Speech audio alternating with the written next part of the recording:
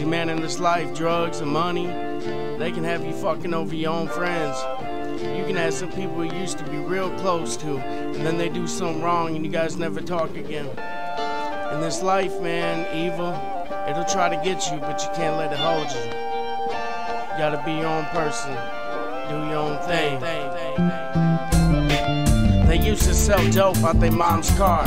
They would drive around every day and act real hard. They were best friends, always giving each other a dap. Sometimes they'd sit in the car and they would write themselves a rap. The one dude was the one that always had to wait, and the other dude was the one that always was straight, because he was getting them high when they was cruising all night.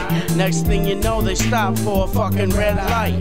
The car broke down, here comes the cops. They look inside the glove department, they found the rocks. You was selling that shit and didn't even tell your friend, and he was the one driving, so now he's stuck in this position. They took his car and everything.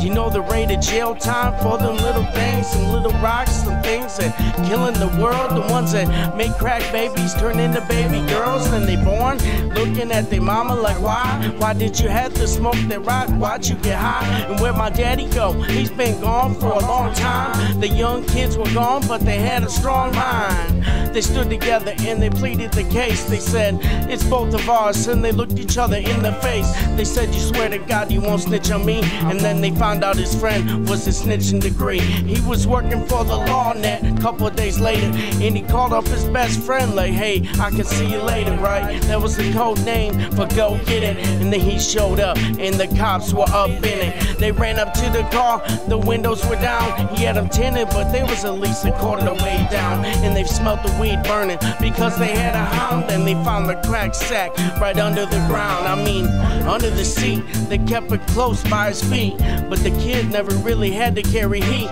He wanted to run, but he was shaking, didn't know what to do. And then he seen his friend, you motherfucking fool. We was cool in the past, but now things done changed. We used to hang out together, but now it's real strange. I'm in the jail cell and you out and about. I hear when I get out that you gonna have some clout, and you gonna hook me up, but I don't believe it. That's why I'm sitting here in jail and I'm praying to Jesus. They say when your back's against the wall and you got nowhere to crawl but a little cell, then you fall into God's hands and he holds you up and says, listen son, it's time for you to change your life. No more hit and runs, no more avenues of bad things and trying to get some money killing people for change. It's time for you to get book smart. So when he got out of jail, he perfected his art and he went to school for music. Next thing you know, he started producing. He was in the studio, he didn't feel like he was losing no more, and his friend got busted again for some cracks under the motherfucking floor. He kept him close to his feet, but then his friend had some heat, so he pulled it out and tried to compete.